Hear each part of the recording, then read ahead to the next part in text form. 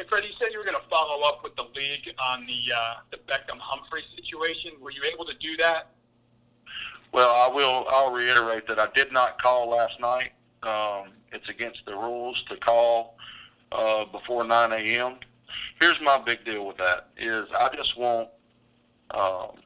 I just want to have consistency on how we're going to deal with things. Okay. So that's all I'm looking for. I don't want there to be a situation where I don't like seeing our player on the field and somebody's hands are around his throat. I don't like that. I don't think that needs to be in our game. And I would be the first to say that if it was our guy doing it. And I want everybody held to the same standard. That's all I want.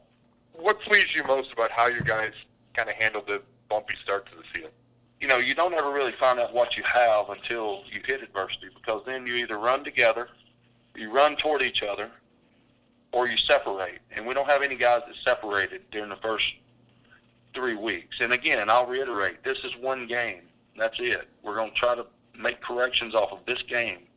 We're going to approach this game just like we did the previous 3, and just keep our head down and keep working, worry about what's inside of our building, and that's it. And us continue to get better. And I think these guys have done an excellent job of being resilient from that standpoint of just worrying about what they're doing in the moment to get better, to make themselves better, and collectively make the team better.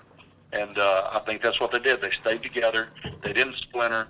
They didn't worry about what the outside noise was talking about. They just stayed together. And, again, we need to continue doing that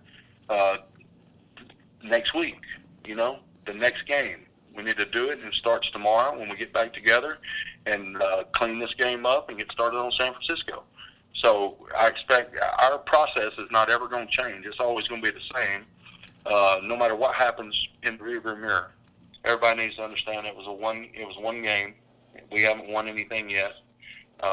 We just got to keep moving on down the road and staying focused and staying in the moment.